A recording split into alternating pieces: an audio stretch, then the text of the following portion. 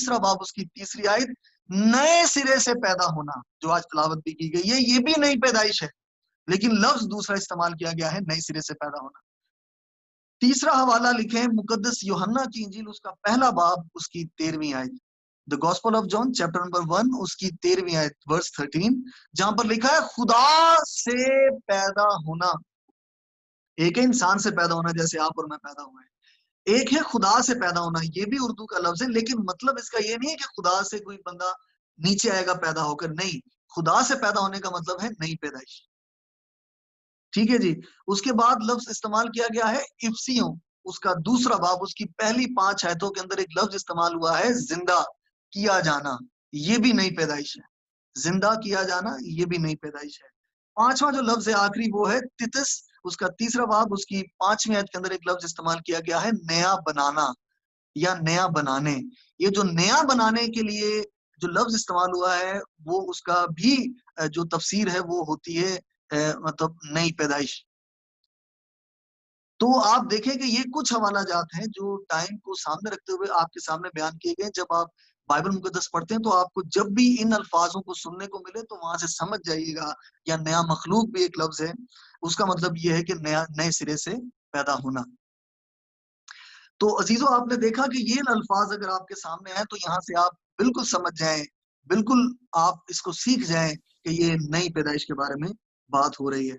अजीजों, नई पैदाइश जो है वो इंसान के अंदर एक ऐसी तब्दीली है, अब ये जो पॉइंट है इसको आपने ध्यान से समाप्त फरमाना है। ये जो नई पैदाइश है ये एक ऐसी इंसान के अंदर तब्दीली है जो आपके मरूसी गुनाह को, मरूसी गुनाह की फितरत को खत्म कर देती है, जिसको हम इंग्लिश में जनरेशनल कर्स कहते हैं। ये मरूसी गुनाह है जो खुदाबंद के बंदा आदम ने किया, यानी नाफरमानी की, उसने फल खाया, उसकी फितरत को जो आपके अंदर है उसको क्या कर देती है, ये बदल देती है, तब्दील कर देती है, उस फितरत को ऊपर एक्शन लेती है जो नई पैदाइश है, ताकि आप खुदा की तरफ और खींचे जाएं। ये नई पैदाइश की एक बहुत ज्यादा बड़ी एक खासियत है, या इसकी एक इंपॉर्टेंस आप समझ लें। जब ऐसा होता है तो मरूसी गुनाह की फितरत आपके अंदर बदलना शुरू हो जाती है, यानी वो जो गुनाह का अंसर है वो आहिस्ता आहिस्ता खत्म होना शुरू हो जाता है, ताकि आप बढ़ते बढ़ते खुदा की तरफ और आ जाएं। इससे पहले कि मैं नई पैदाइश की और गहराई में आपको लेकर चलूं, मैं आपको बताता चलूं कि हम ये देखते हैं कि नई पैदाइश के मानी और मफहूम क्या है। What is the meaning of the new born या न्यू बर्थ, इसके मतलब क्या है और इसका मफहूम क्या है, उसके बारे में मैं आपको बताता चलूं कि जो नई पैदाइश है इसके बारे में जब हम देखते हैं तो बहुत सारे लोग इसे दुनिया के इल्म के अंदर तलाश करने की जरूरत समझते हैं, और बहुत सारे लोग इस पर रिसर्च भी करते हैं। वेबस्टर डिक्शनरी का आपने नाम सुना होगा, बड़ी फेमस डिक्शनरी है तालीम के हिसाब से, इल्म के हिसाब से, आप लिख भी लें वेबस्टर डिक्शनरी। उसके मुताबिक जो है वो नई पैदाइश के बारे में वो भी बयान करती है कि what is a new born या बॉर्न अगेन क्या है। उसके लिए वो कुछ अल्फाज बयान करती है जो आप लिखते जाइएगा। पहला लफ्ज वो बयान करती है न्यू बॉर्न, यानी नई पैदाइश जो है वो न्यू बॉर्न है, यानी नौजायदा, उर्दू का लफ्ज जो हम बच्चों के लिए भी इस्तेमाल करते हैं, भाई नौजायदा बच्चा। उसके बाद वो जो दूसरा लफ्ज एक बयान करती है वो कहती है नई पैदाइश जो है वो है रिसेंटली बॉर्न, यानी अभी अभी पैदा किया हुआ, रिसेंटली बॉर्न। तीसरा लफ्ज जो वो इस्तेमाल करती है रीबॉर्न, ये कुछ समझ में आता है, यानी दोबारा पैदा, रीबॉर्न, दोबारा पैदा होना।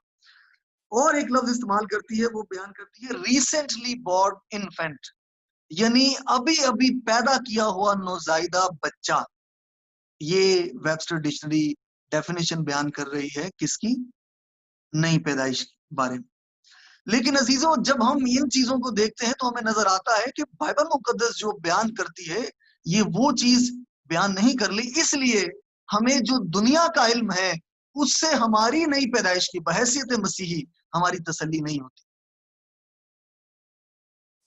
इसलिए हमें जरूरत है कि हम बाइबल मुकद्दस के अंदर नई पैदाइश को तलाश करें, ना कि दुनिया के इल्म के अंदर गूगल सर्च करें या डिक्शनरीज पढ़ें। हम ऐसा ना करें, इसलिए हमें बाइबल मुकद्दस की, यानी खुदा के जिंदा पाक कलाम की जरूरत पड़ती है कि वो कौन सी पैदाइश बताता है। अजीजों, मैं अब जो आपके सामने एक लफ्ज बयान करने लगा हूं, उससे पहले मैं बताता चलूं कि अपने ज़हन के अंदर एक चीज याद रखें कि नई पैदाइश का जो डायरेक्ट ताल्लुक है वो रूहुल कुदस से, होली स्पिरिट से। इसलिए हमें रूहुल कुदस से जो नई पैदाइश है उसके लिए हमें कलाम की जरूरत पड़ती है। अब एक लफ्ज मैं आपके सामने बयान करने लगा हूं जो बहुत ही, जिसकी गहराई है, जिसके ऊपर ये नई पैदाइश डिपेंड करती है। इसको ध्यान से समाप्त करना। लफ्ज है पिलिग्नेसिया। ये ग्रीक का वर्ड है। मैं दोबारा इसके स्पेलिंग भी आपको इंग्लिश में बता देता हूं ताकि आप इसको लिख लें, ताकि आप इसको बेहतर तौर पर समझ करें। लफ्ज है पेलिग्नेसिया, जो स्पेलिंग मैं करने लगा हूं, PALIGGENESIA।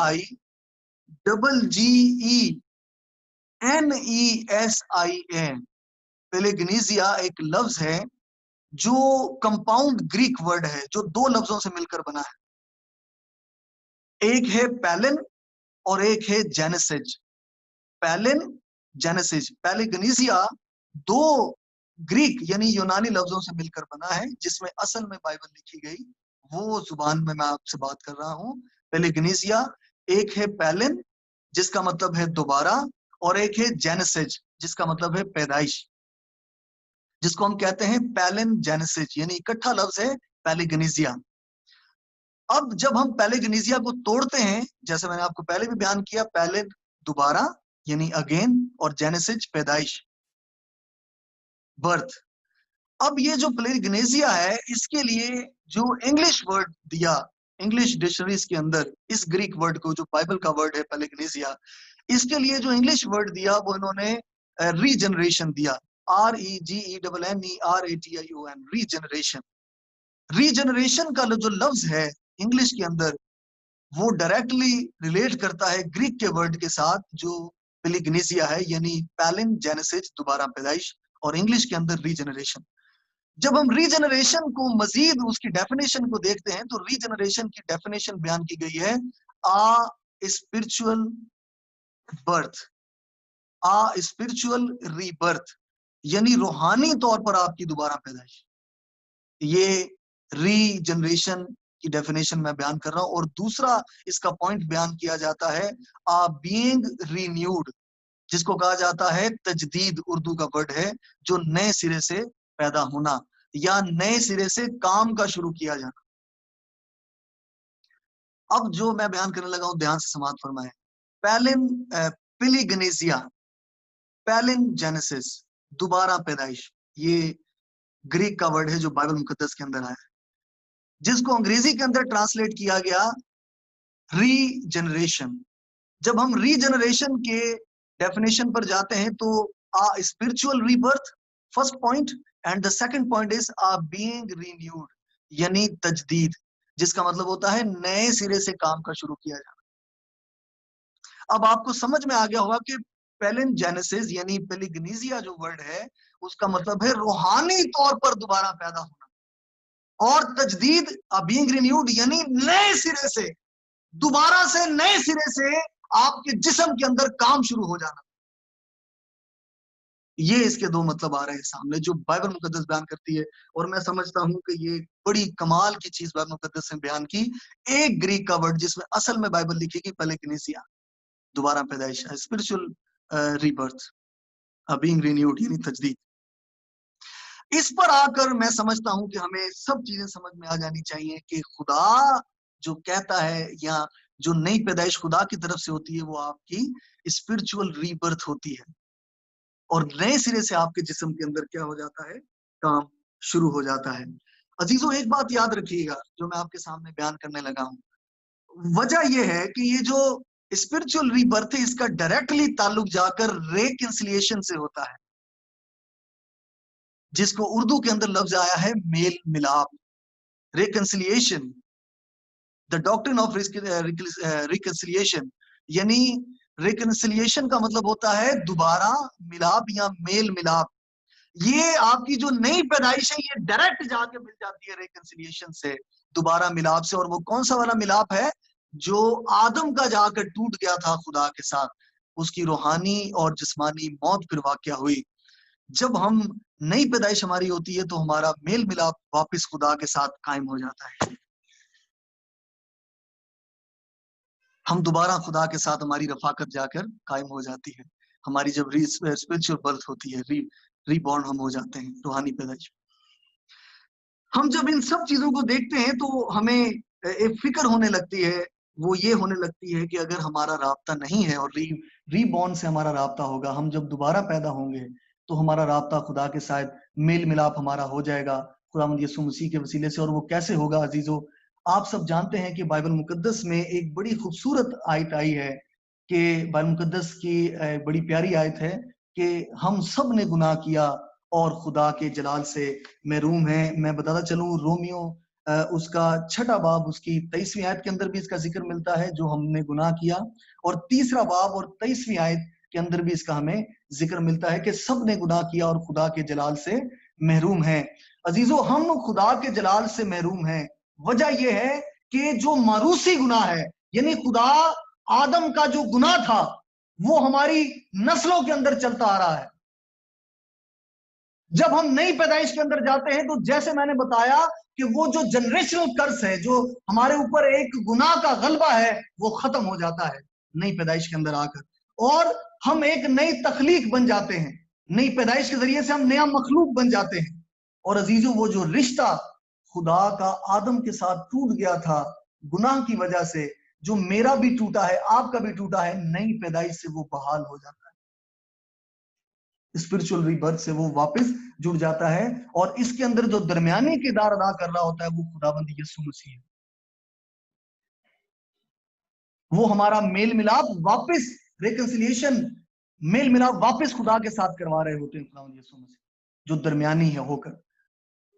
ہم جب آگے اس چیز کو دیکھتے ہیں تو ہمیں نظر آتا ہے, فکر لگ جاتی ہے کہ پھر پادری صاحب میں اور آپ نئی پیدائش حاصل کیسے کریں, کس طرح سے ہم اس چیز کو سمجھ لیں کہ ہم نئی پیدائش کو حاصل کر سکتے ہیں. میرے ساتھ ایک حوالہ نکالیں اور ضرور وہ حوالہ پڑھیں کلیسیا میں سے, لازمی, جو بڑے دلچسپی سے اس کو, جو چاہتا ہے کہ اس کی نئی پیدائش ہو, وہ حوالہ نکالیں مقدس پہلا یوحنا یعنی یوحنا کا پہلا عام خط, اس کا 5واں باب, اس کی 5 آیتیں. بڑے آرام سے, سکون سے, تیزی سے نہیں, اور اونچی آواز میں پڑھیں تاکہ سب کو آواز آئے. یوحنا کا پہلا عام خط, اس کا 5واں باب, اس کی پہلی 5 آیتیں. یہ اگر آپ نے اچھے سے سن لی اور پڑھ لی تو آپ بہت قریب پہنچ جائیں گے نئی پیدائش کے. بلکہ ہو سکتا ہے کہ اگر آپ اس چیز کو اچھے سے سنیں تو خداوند آج ہی آپ کو نئی پیدائش کا تجربہ بھی آپ کے ساتھ ہو جائے, خود سے آپ, خداوند آپ کو نئی پیدائش دے دے.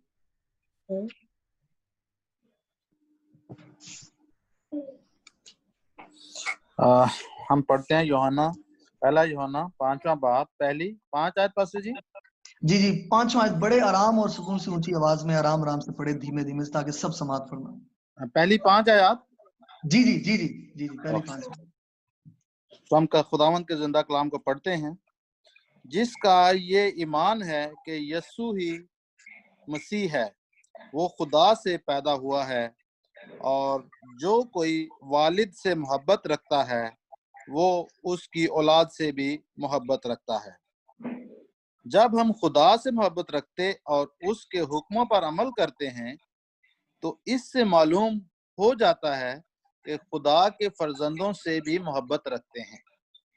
اور خدا کی محبت یہ ہے کہ ہم اس کے حکموں پر عمل کریں, اور اس کے حکم سخت نہیں.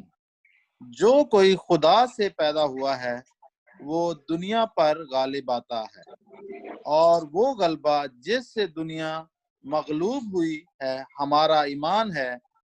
دنیا کا مغلوب کرنے والا کون ہے سوا اس شخص کے جس کا یہ ایمان ہے کہ یسوع خدا کا بیٹا ہے. آمین. خداوند بھائی آپ کو بڑی برکت دے. میں 2 آیتیں آپ کے سامنے رکھنے لگا ہوں ان 5 آیتوں میں سے, جس پر آپ اس بات کے اوپر پہنچ جائیں گے. بھائی شہزاد, پہلے تو بہت شکریہ, آپ نے بہت آرام سے اچھا پڑھا, اور میرا ایمان ہے کہ کلیسیا نے بہت دھیان سے سنا. پہلی آیت جو بھائی شہزاد نے پڑھی, جس کا یہ ایمان ہے کہ یسوع ہی مسیح ہے, وہ خدا سے پیدا ہوا ہے. اور میں نے آپ کو بتایا تھا کہ بائبل مقدس میں جہاں پر بھی آپ کو یہ لفظ مل جائیں, 5-6, نیا مخلوق, خدا سے پیدا ہونا, نئے سرے سے پیدا ہونا, پانی اور روح سے پیدا ہونا, خدا سے پیدا ہونا, یہاں سے آپ سمجھ جائے گا کہ نئی پیدائش کی بات ہو رہی ہے. کہہ رہا ہے کہ جس کا یہ ایمان ہے کہ یسوع ہی مسیح ہے وہ خدا سے پیدا ہوا، یعنی اس کی نئی پیدائش ہو گئی.